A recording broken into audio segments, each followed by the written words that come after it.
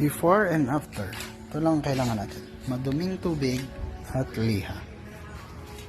Yung pinakamanipis. Okay? Then, after that, ibabap natin. Ang natin, sausaw. Hugasan ng tubig. Hugasan ng tubig. Para mawala yung dumi niya. Tapos, isang hagod lang. Yung hagod natin, isa lang. Huwag natin iibahin. So, kung ganyan, ganyan lang. Para mawala yung dumi. Ayan o. Yung dumi o.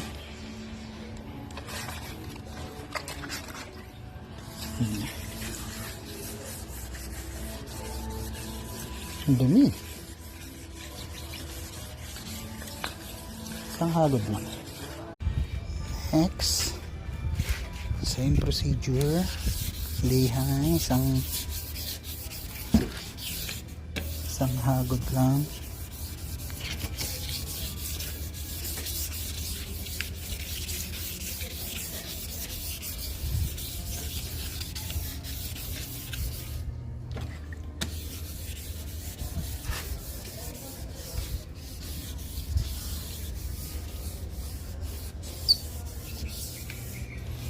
Tanggal ang putik.